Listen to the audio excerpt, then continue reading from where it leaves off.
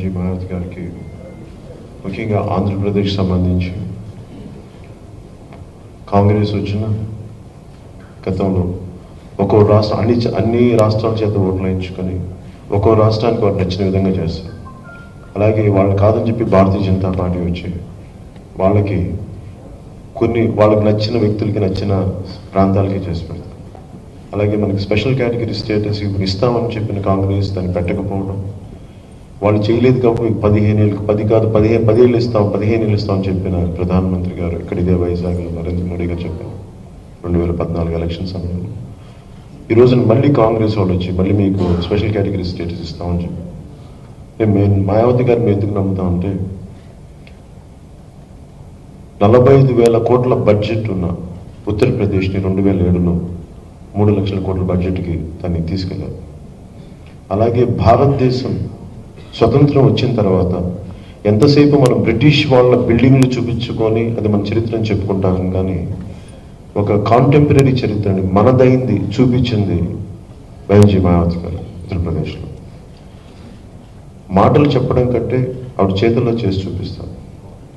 ఆవిడ అడ్మినిస్ట్రేటివ్ అనుభవం కానీ, అలాగే నోయిడాని డెవలప్ చేయడం కానీ, అలాగే ఇన్ఫ్రాస్ట్రక్చర్ డెవలప్ చేసిన విధానం చాలా అమోఘమైంది. అన్నిటికి మించి ఆర్థిక భద్రత కావాలి అంటే లా అండ్ ఆర్డర్ ఎంత బలంగా ఉంటుంది ఆవిడ టైంలో అంటే తన సొంత ఎమ్మెల్యేలను కూడా ఆవిడ ఏమాత్రం క్షమించలేదు. తప్పులు చేస్తే వాళ్ళని కూడా చట్టాలకు ఎవరు అతీతులు కాదని చెప్పి వాళ్ళని నడి రోడ్లు కూడా నడిపించిన విధానాలు పరిస్థితులు కూడా జరిగినాయి. కానీ మనకున్న ముఖ్యమంత్రులు కానీ వీళ్ళు కానీ వాళ్ళ ఎమ్మెల్యేలు భయంకరమైన తప్పులు చేస్తున్నారు. ప్రతిపక్ష నాయకులకు సంబంధించిన నాయకులు భయంకరమైన తప్పులు చేసిన పట్టించుకునే ప్రశ్న.